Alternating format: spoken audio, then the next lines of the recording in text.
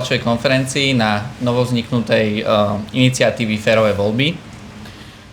Radi by sme predstavili tu prítomných.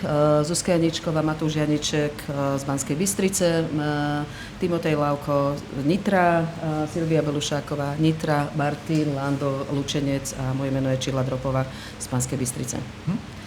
Ja by som rád prečítal naše stanovisko. Stretli sme sa tu práve dnes, kedy si pripomíname 17.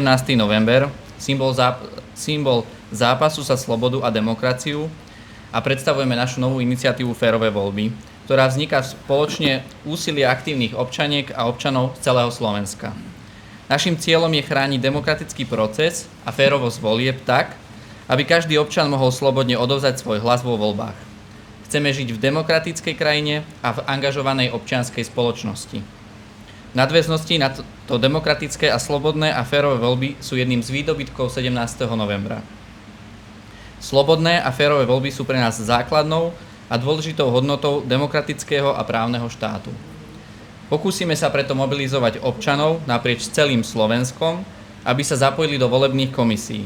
Poskytneme im maximálnu podporu, aby boli dostatočne informovaní o ich právach a povinnostiach, aby tak mohli byť platnými členmi volebných komisí. Takto vyškolení a angažovaní občania budú pripravení stať sa členmi týchto komisií prostredníctvom kandidujúcich politických strán, primátorov a starostov. Najbližšie voľby, na ktoré sa zameriame, budú komunálne a následne parlamentné.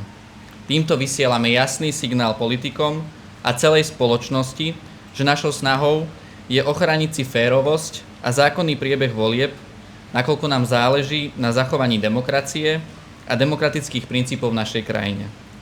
V tento symbolický deň boja za slobodu a demokraciu pozývame všetkých občanov, aby sa pridali k nám a aktívne sa podielali na najväčšom sviatku demokracie, ktorými sú slobodné voľby. Ďakujem a teraz priestor pre vaše otázky. To je asi na kameru. Na kameru, dobre. Dobre, jasné. Tak. Ako zaručíte, že sa do tých komisí dostanete? No, podľa zákona je možné sa do komisie dostať prostredníctvom politických strán, takže my vlastne ponúkneme tých občanov, ktorí majú záujem byť vo volebných komisiách politickým stranám, aby mohli nominovať tam, kde možno nemajú vlastných, ktorých dokážu nominovať do volebných komisí. Tých volebných komisí na Slovensku pri voľbách plus minus 7 000.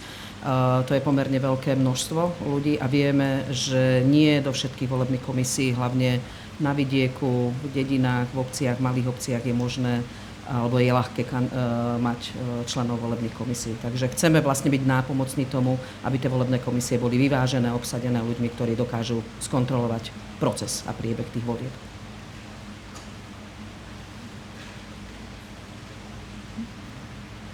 Ďakujeme pekne zatiaľ. Ďakujeme.